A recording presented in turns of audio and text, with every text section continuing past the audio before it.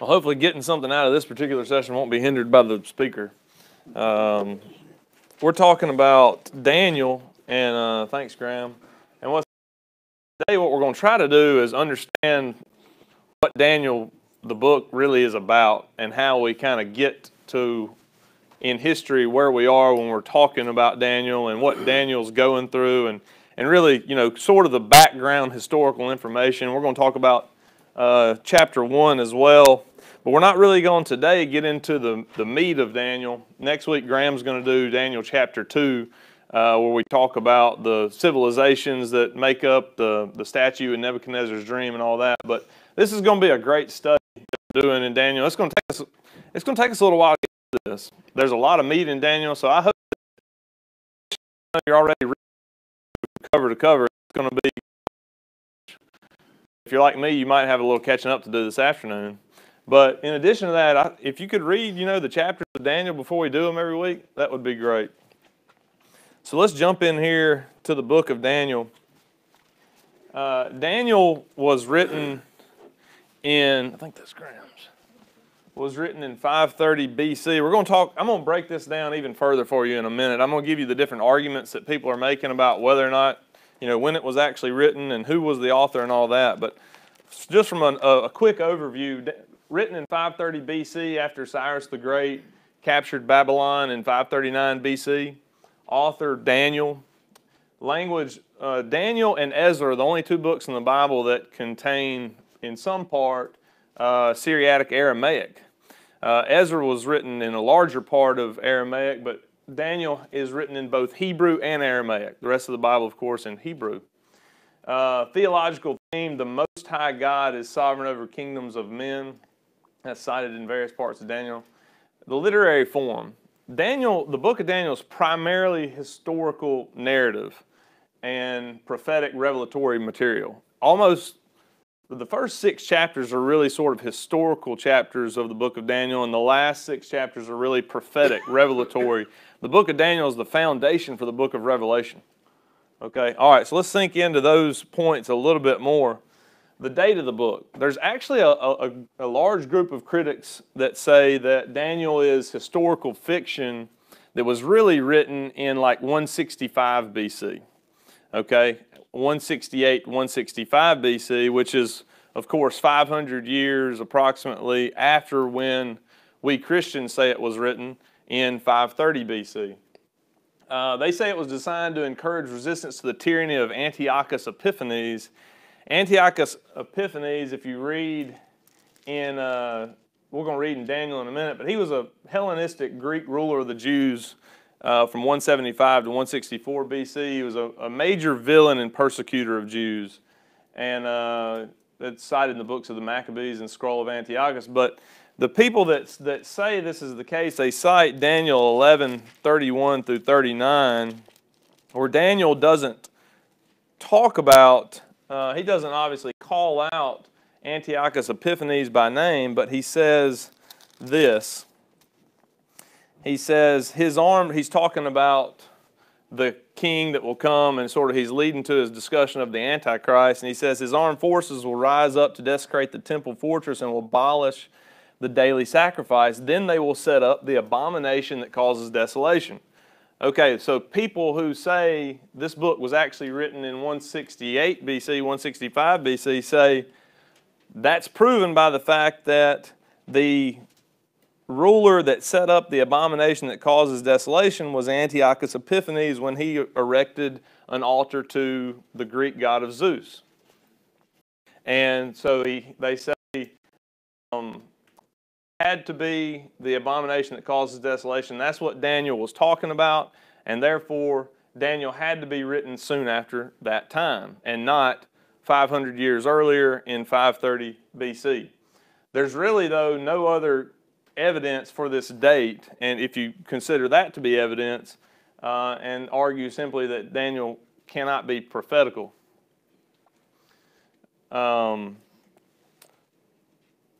Proponents of the earlier date of 530 BC, somebody's saying outside the door, maybe they'll just wander in.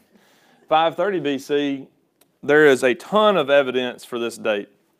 And one of the I think one of the most poignant pieces of evidence is the fact that Ezekiel, who lived in 575 BC, okay, Ezekiel, and Ezekiel, you got to understand, Ezekiel, Jeremiah, Daniel, they're all kind of existing and prophesying in this same time period.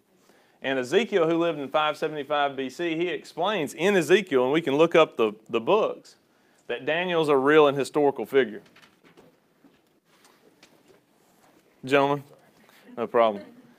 The book of Ezekiel actually contains a lot of dates. And so biblical scholars and people who are really critics of biblical history and theology admit that, the dates in Ezekiel are so many and so accurate that they're hard to refute as being correct.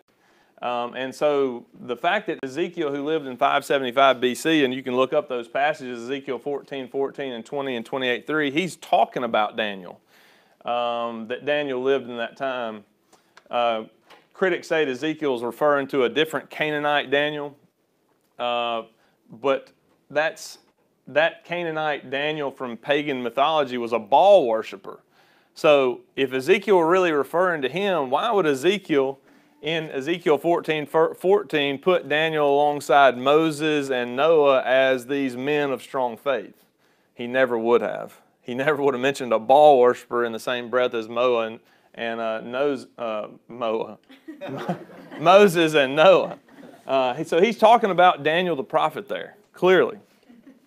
Josephus, who was a first century Jewish and Roman historian, wrote that the book of Daniel was actually shown to Alexander the Great in 330 BC when Alexander the Great came to Jerusalem, because in Daniel, and we're going to get to that, he prophesies about Alexander the Great. And so he comes in 330 BC and they show it to him. Manuscripts discovered at Qumran, which is an archaeological site near Jerusalem, date back to the Maccabean period, which really is the period in which critics say Daniel was written. But it's extremely unlikely, if not impossible, for the book of Daniel to be accepted by Jewish scholars and incorporated into what is called a florilegium of old accepted manuscripts that have been accepted into this canonization, if it had been written in that year. It's something that would have to have been written years and years ago and been accepted through the years and incorporated into this larger group of texts. And I didn't want to take another slide to do this, but there is a ton of historical, literary, textual, grammatical, linguistic evidence to support the fact that Daniel was written in 530 BC, not later in 165 or 168 BC. So there's a bit of a dispute as to whether the author is really Daniel. I say a bit. There's far less dispute over this than there is over the time in which the book was written. The people that argue that Daniel was written in the later time periods argue that it was someone living during the time of persecution by Antiochus Epiphanes, who we talked about. But the people who proclaim that Daniel wrote the book, they look at the book itself, where Daniel several times, and you can look at, for instance, Daniel. We'll look real quick at Daniel 12:4 through 5, since I'm pretty close to there. And in Daniel 12:4 through 5, Daniel says, "But you, Daniel, close up and seal the words of the scroll until the time of the end." In verse 5, he says, "Then I, Daniel, looked, and there before me stood two others on one of the banks of the river and on the opposite bank." And so not only does Daniel identify himself throughout the book as the author, then Jesus identifies Daniel as the author. In Matthew 24:15, he identifies Daniel as the prophet who talks about the abomination of desolation. We can look at that very quickly. Matthew 24:15, "So when you see standing in the holy place the abomination that causes desolation, spoken of through the prophet Daniel, let the reader understand."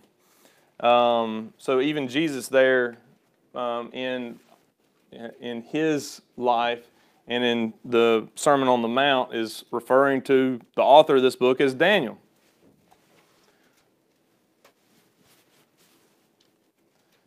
So we're pretty convinced that the book was written in 530 BC and the book was written by the prophet Daniel. All right, let's talk a little bit about where the book of Daniel falls into the other books, its canonical placement. In the Hebrew canon, they include Daniel. The Hebrew canonization is only threefold.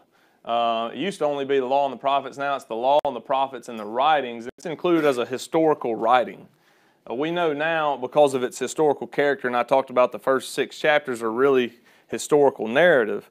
Of course, in the Greek and English canons, the Greek translations of the Hebrew scriptures we've talked about, being the Septuagint, we know that we have a fourfold classification, with really the fourth being like an A and B, major and minor prophets. We have, and I'll go ahead and show you those. Remember, we have the law, which is the Pentateuch, Genesis, Exodus, the first 5 books of the Bible. You have your historical books, you have your poetic books, and your prophets, major and minor. Of course, Daniel is included as one of the major prophets. Well, this is because that much of Daniel's writing is also prophetic and revelatory. The last 6 chapters are prophetic. Okay, so the Hebrew scriptures, the Old Testament, place Daniel as being a historical writing. The Greek and English canons place it as being a prophetical writing, both of which, as we'll see, it is. Purposes of Daniel, we've talked about how it shows the sovereignty of God. I like the last one, to challenge the faithful to be awake and ready for the unexpected intervention of God in wrapping up all of human history. The purpose is to show us that even to hang in there in our times and troubles and lack of faith, because in the end, God wins, right? In the end, God's victorious. So let's talk real quick about actually, okay, so now we know when Daniel was written, we know who wrote it, we know kind of what is really contained in this book, a lot of historical narrative, a lot of revelatory prophetic material, and where it's found in the Bible and why it's put there. So how did we get to where we are? When we're talking about Daniel, I've got to take this coat off. Is anybody else burning up in here? Whew. When we talk about Daniel, where are we talking about in real space-time history here, and what's going on? Let's take it down a notch. So, scroll back to 612 BC, and in 612 BC, that's kind of where we're going to start this story of Daniel, okay? And the Syrian city of Nineveh, we've talked about that before. What's that today? What's Nineveh today? Jonah did go to Nineveh. Mosul. Mosul, modern day Iraq. Okay, Nineveh is essentially where ISIS's stronghold has been for the last 15 years. Okay, Mosul. So when we're talking about the Assyrian city of Nineveh, let me go ahead and get over here to a little map just to give you some. This is this map is, take a step back. We're going to take a step closer in a minute and look. But this is what we're talking about, this Neo-Babylonian Chaldean empire at the time of Nebuchadnezzar.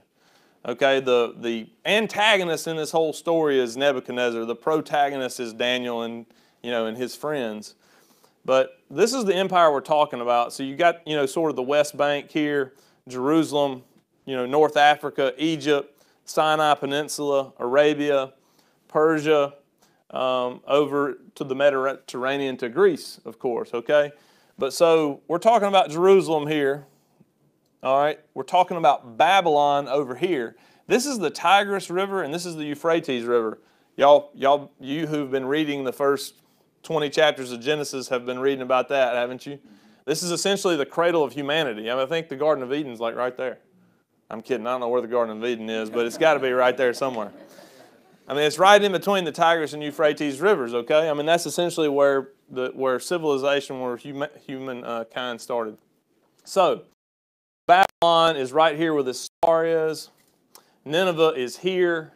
Jerusalem is here. Egypt here.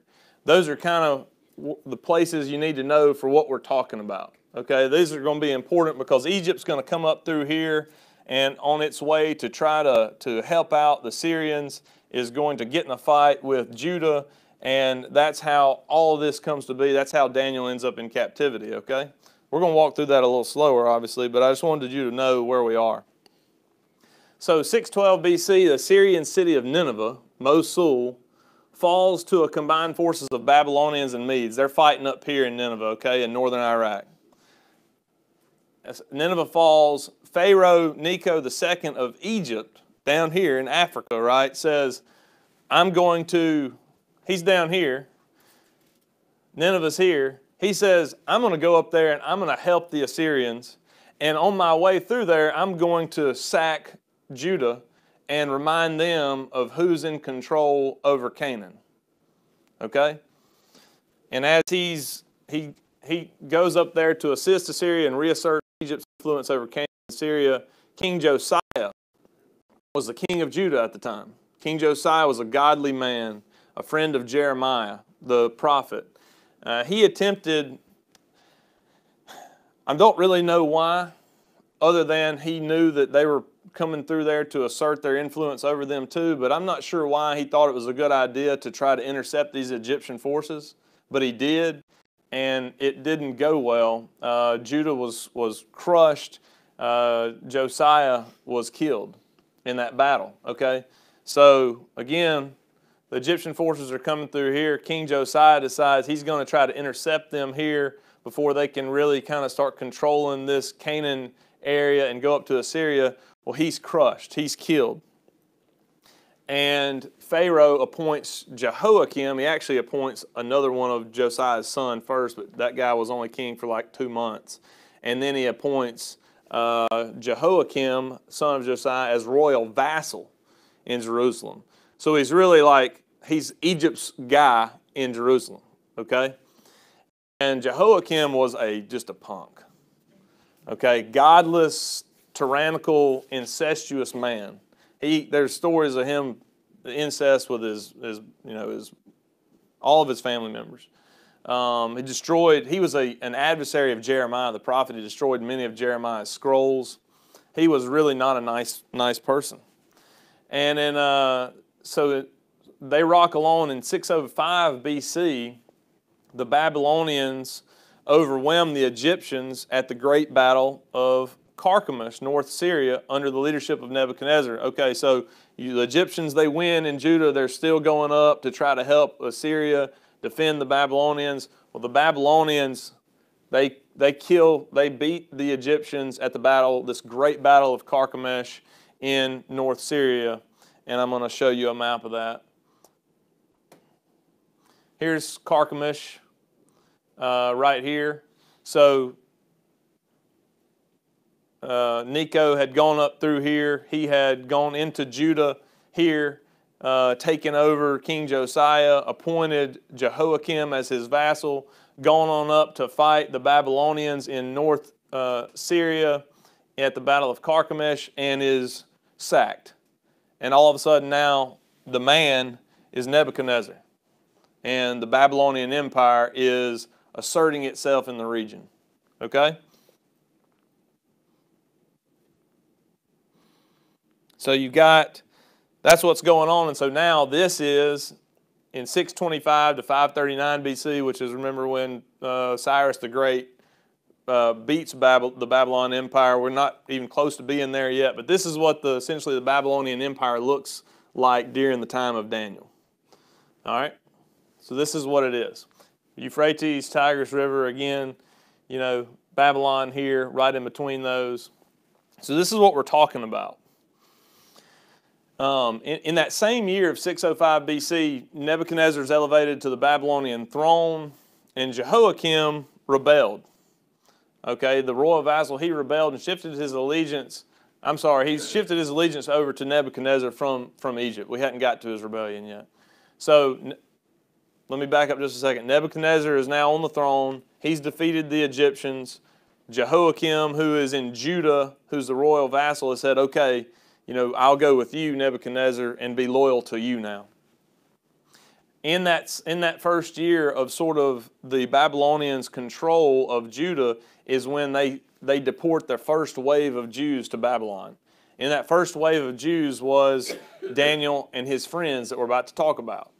Okay, so Nebuchadnezzar comes in and he takes, he actually doesn't completely occupy the city at this time.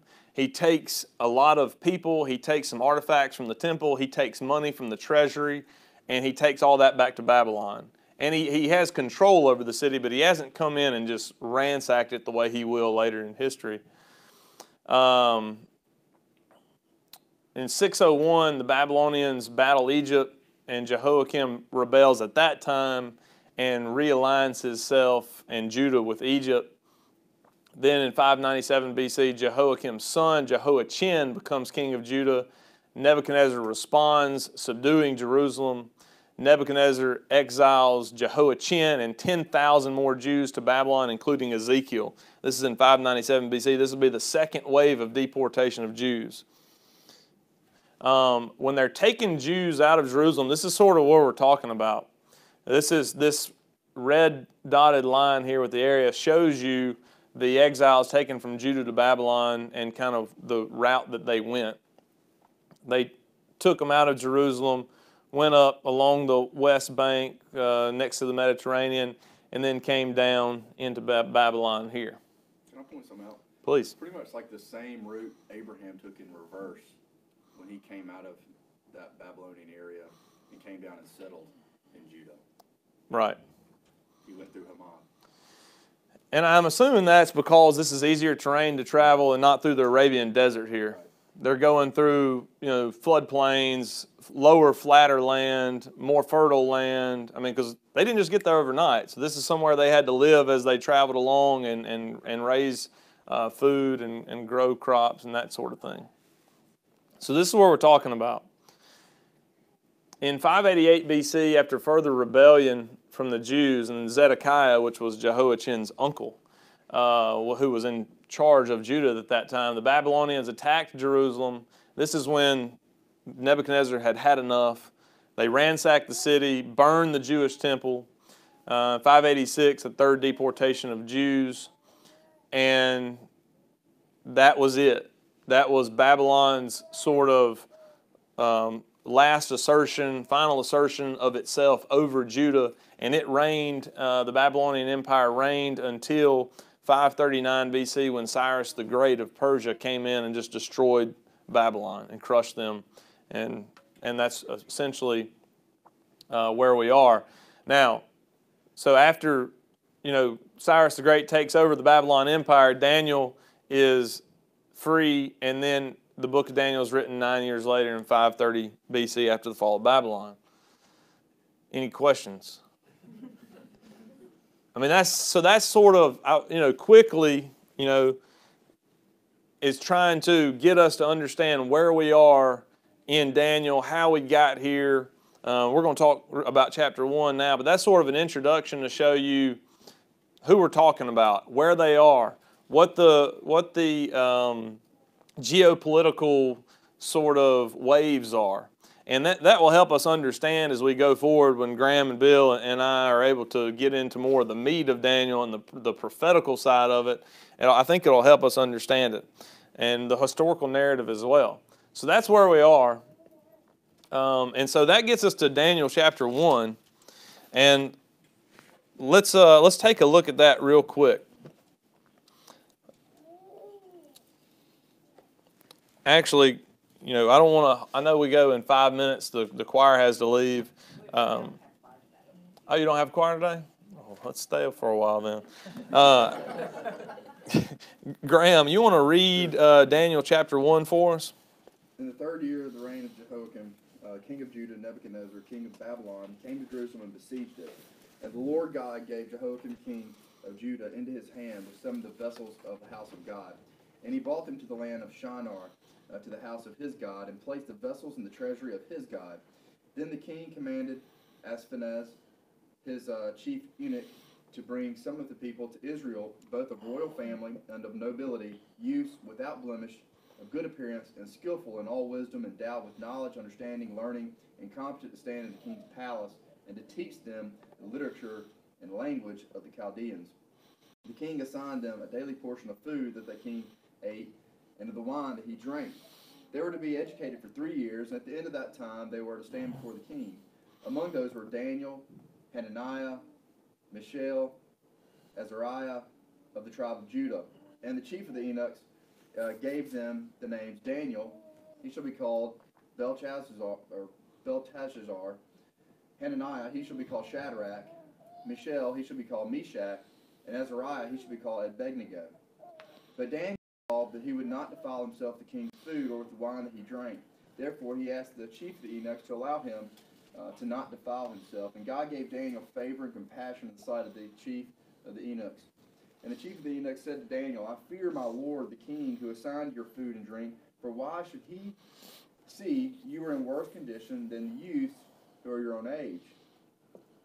So it would endanger my head with the king. Then Daniel said to the steward, with whom the chief of the eunuchs had assigned over Daniel, Hananiah, Mishael, and Azariah, test your servants for 10 days. Let us be given vegetables to eat and water to drink. Let our appearance and the appearance of the youth who eat the king's food be observed by you, and deal with your servants according to what you see. So he listened to them in this matter and tested them for 10 days. At the end of the 10 days, it seemed they were better in appearance and fatter in flesh than all the youths who ate the king's food. So the steward took away their food and the wine they were to drink and gave them vegetables. As for these 4 youths, God gave them learning and skill in all literature and wisdom, and Daniel had understanding in all visions and dreams. At the end of the time when the king had commanded that they should be brought in, the chief of the eunuchs brought them before Nebuchadnezzar. And the king spoke with them, and among all of them none was found like Daniel, Hananiah, Mishael, and Azariah. Therefore they stood before the king, and in every manner of wisdom and understanding about which the king inquired of them, he found them 10 times better than all the magicians and enchanters that were in his kingdom. And Daniel was there until the first year of King Cyrus. And just on that last point, and Daniel was there until the first year of King Cyrus. That's what I was just talking about, Cyrus the Great of Persia. Daniel was there with the Babylonians in captivity, in service, really, until Cyrus the Great comes and conquers the Babylonians, and then he leaves and writes this book. Thank you, Graham, for reading through that. As you can kind of see where we are, this first chapter is also like it's telling this same story that we've been talking about and setting you up to understand, okay, here's Daniel. He's been brought into the service of the king and his friends, and God's about to use him. You know, God's about to bless him. God's about to honor him, and he's going to use him to impact Nebuchadnezzar. And so let's jump into that just a little bit. In the 3rd year of the reign of Jehoiakim, king of Judah, Nebuchadnezzar, king of Babylon, came to Jerusalem and besieged it. Just like we just talked about, this is actually 605 BC. Just according to the way the Babylonian system of computing years of a king's reign, you know, I looked at this a little bit, strong, because I thought, well, hold on, you know, Nineveh falls and Jehoiakim is appointed in 609 BC. So 3 years later, in his 3rd year would be 607 or 606. But anyway, according to the way the Babylonians computed their system of a king's reign, this is 605 BC. And it falls absolutely in line with the way the Bible and your commentaries and the points of historical research that we looked at says that's when this all started. That's when Jehoiakim became king and Babylon took control over Jerusalem. He didn't, like I said, he didn't fully occupy Judah in 605. You know, he didn't come in, remember, he didn't come in and actually just and destroy the city until much later. But he required Judah and Jehoiakim to pay tribute to the Babylonians from the treasury, to give temple artifacts, and to hand over some of the royal family and nobility as hostages. So some of these hostages, obviously, he takes all these back to Babylon. 3 of the hostages were Daniel, who is, as Graham said, Belteshazzar, Hananiah, Shadrach, Mishael, Meshach, and Azariah, Abednego. Now, it's important to remember these guys are from the royal family and nobility. These aren't just any guys. And, you know, you see that Nebuchadnezzar says they were without physical defect, handsome, showing aptitude for every kind of learning, well-informed, quick to understand, and qualified to serve in the king's palace. So these guys are like many of you in this room. These guys are upper echelon in terms of their intellect, in terms of their, as it says, appearance, in terms of their ability to comprehend and to understand and to learn and lead. Okay, these guys are the people that you might see today going into the upper echelon of business, politics, government, medicine. And Nebuchadnezzar commands that these guys enter his service and learn the Babylonian or Southern Babylonian Chaldean language, literature, and culture. I mean, he wants them to be immersed in it for 3 years. These guys are Hebrew. They don't know any of this stuff, but he commands them to come in 3 years. I want you to be able to communicate fluently in this new language. I want you to understand my literature. I want you to understand how to interpret dreams and visions based on the books and literature and things that you're going to read. And I want you to essentially be able to lead the Babylonians if you were called to do so. So they were instructed under his instruction for 3 years, and then they were to enter the king's service. Of course, we know their Babylonian names: Belteshazzar, Shadrach, Meshach, and Abednego. You've all heard those names since you were children. I think that the story that we're going to get into with those guys is probably much stronger and more significant than probably any of us expected. Again, they were given that special diet to make them look pink and plump in appearance. And Daniel says no, right? He doesn't say no. He's wise enough not to just say no. He says, well, consider this. Let me give you this alternative. Would you consider allowing us to try this method for a little while, and let's see how it works out? The Babylonians wanted them to be pink and plump in appearance, but Daniel says he's not going to defile himself with this food, because at this time, all the food that Nebuchadnezzar would have been given them would have already been offered to idols on pagan altars, or wine would have been poured out on pagan altars. So he says he tries to find a way not to do it. Okay, he's a wise guy, so he offers an alternative. And I think that's something a lot of us, that's just a practical point of living that a lot of us could learn right there, right? It's sometimes, what's the saying, you attract more flies with honey than vinegar. So Daniel understood that. He's wise. He and his friends do master, though, this essential Babylonian literature on astrology and divination in order to interpret dreams. And he's eventually able to do that, but it's not by the Babylonian literature. It's not by understanding Babylonian divination. How is he able to interpret dreams? Through the wisdom that God gives him, right? I mean, it's simply through his relationship with Christ and that ability that comes from God. In fact, it says here, every matter of wisdom and understanding about which the king questioned them, he found them 10 times better than all the magicians and enchanters in his whole kingdom. And verse 17, to these 4 young men, God gave knowledge and understanding of all kinds of literature and learning, and Daniel could understand visions and dreams of all kinds. So he gave Daniel this gift. He knew that this was going to be very important in Daniel's role, and he gave Daniel this special gift. And Nebuchadnezzar favored them, and they remained in the king's service for a long time. And that's really kind of where we're going to end today, is just understanding how we get here, what we're really talking about in history in this book, and these main characters of Daniel, Shadrach, Meshach, Abednego, and King Nebuchadnezzar, and now they're in his service, and what's that going to look like? How's God going to use them? We know it's going to have something to do with interpreting dreams, because God gave them that gift.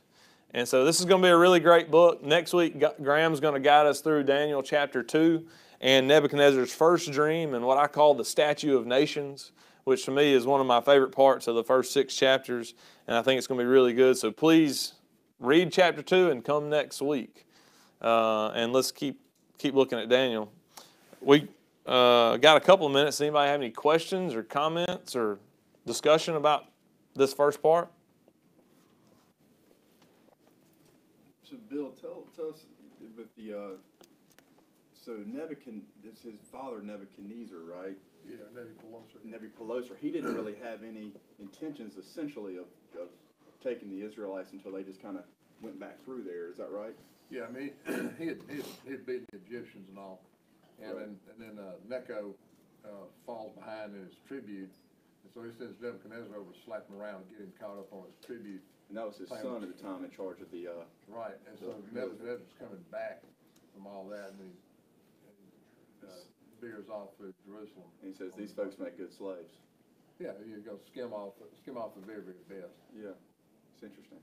Yeah, he was, but that was excellent historical presentation. And I'll only add one quick thing. It's Ptolemy Philadelphus translated all the Old Testament between 285 and 270 BC for his population in Alexandria, Egypt.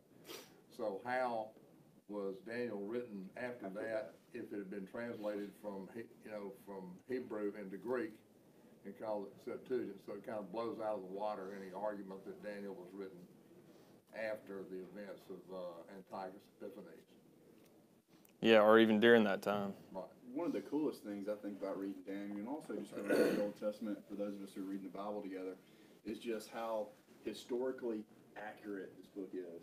You know, and if you look at anybody like Josephus and these people who report history for the Roman Empire, it follows exactly along with how the Bible says it was. So it's just one more point. The Bible is what it says. It's historically accurate documents, a scientifically accurate document. And the really cool part is, yeah, the historical accuracy, but written years, hundreds of years before the events happened. Yeah. You know, that's the thing I think we're going to see the most is Daniel's prophesying very accurately about these events that happened much, much later. So, yeah, it's... And prophesies to the day Easter. Yeah. Really He does. He does. Get that lesson Ninth again. chapter, he does. Get that lesson again. And he also, Isaiah, mentions Cyrus the Great by name 154 years before Cyrus the Great was born. It's authenticated by different other books. Well, I can't wait to walk through it all and pick up on those types of points that Daniel's telling us about, years before they happen. And I think that's one of the things that is in our faith as Christians, that we can use. It's that kind of stuff that you can use in your defense of the gospel as being the inerrant word of God. Anybody got any other comments? Well, cool. Well, I'm ready to go through chapter 2 next week. And again, we might have to do one chapter a week in Daniel because there's so much here. So hang in there with us. We might have to spend 12 weeks on Daniel, but it's going to be a great book to go through, and it'll be really interesting. Dr. Ashford, would you close us in prayer? Heavenly Father, thank you so much for the gift of your scripture and a ready, accessible source of your wisdom and knowledge and magnificence. Thank you for sending your Son and forgiving us of our sin and for his substitutionary death on a cross to save us from our sins. Thank you for the members of our class and the blessing this church has been to our city. Pray that you will cleanse us, forgive us, heal us, and bring us back here next week. Amen. Amen.